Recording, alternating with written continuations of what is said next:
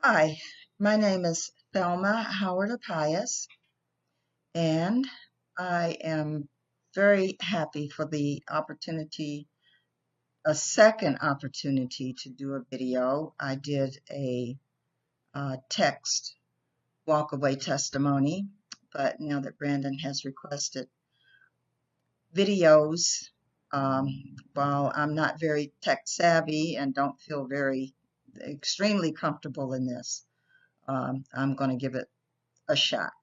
So here goes. But this time, instead of repeating my first testimony, I'm going to say why I'm still walking.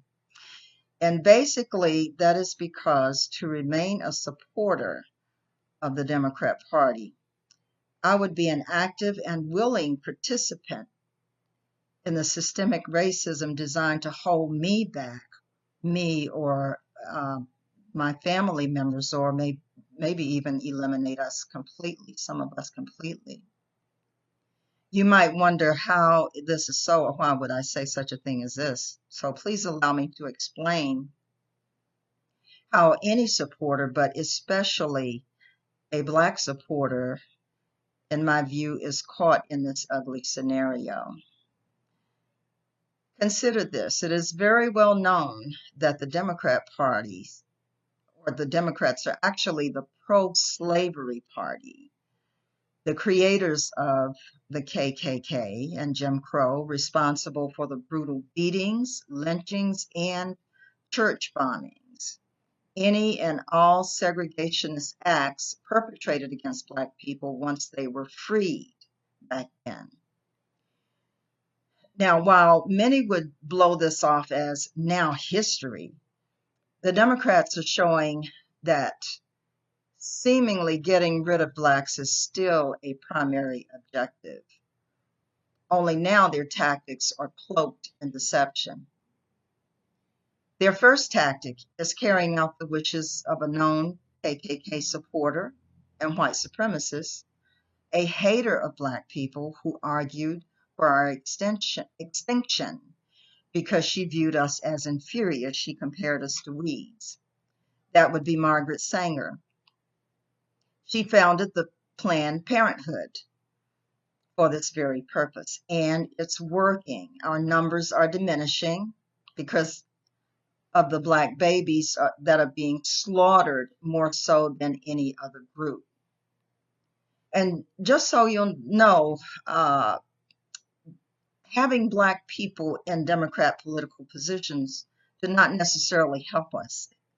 When David Daleiden exposed Planned Parenthood for selling baby parts, Kamala Harris found ways to punish him using methods unrivaled for the laws under which she prosecuted him. And Barack Obama is no exception. Both Barack and Kamala has aligned themselves with Joe Biden, whose background is laden with racist quips, and his alliances with segregationists and KKK members are well known, such as Robert Byrd. Obviously, voluntarily being a member of this party speaks for itself. But because most Blacks have already sold their soul to the party, lip service and crumbs is all the party needs to give. The second tactic they use is to convince us to focus our attention on a small number of Blacks, of the many being killed, those being killed by law enforcement, while we must ignore or at least downplay the almost exponentially larger number of Blacks being killed by other Blacks and members of other races. Many argue, and I think rightfully so, that the focus is on Blacks being murdered by police because the police are supposed to protect us, not kill us. I agree. So does that make the person killed by another Black person less important than the person killed by the white officer? I think that's the question.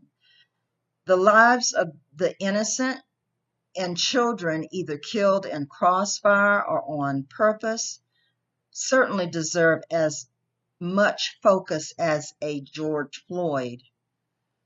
Why does he deserve to be buried in a gold casket while the victims or these victims of black on black violence, etc., are all but ignored, probably just light local coverage at best?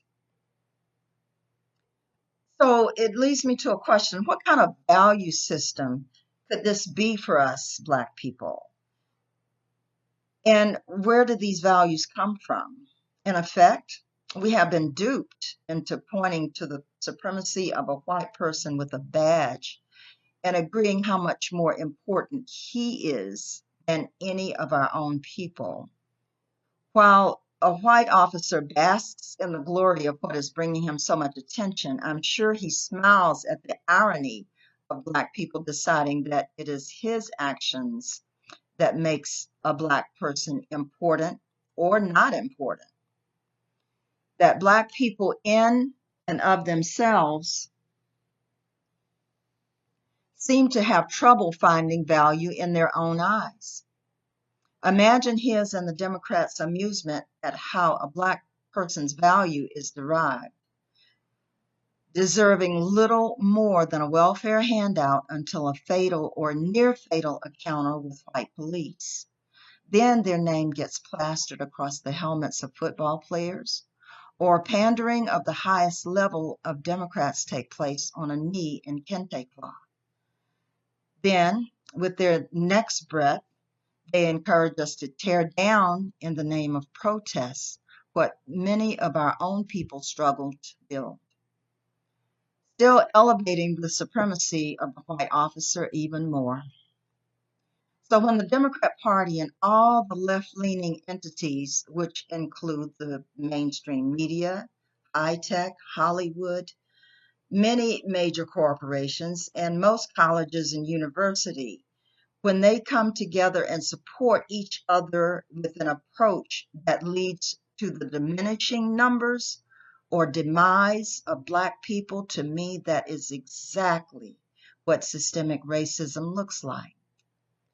So now, when a person repeats the Democrat narratives and even propaganda without examining or questioning them, when a person defends Democrat logic and reasoning without examining or questioning it, when a person ignores the Democrats' mostly blatant racist history while allowing themselves to be persuaded to castigate someone else's history who has done little or no real harm as compared to the harm the Democrats have done and are still doing to us, that person could be said to be complicit in their own demise at the hands of the real proven racists.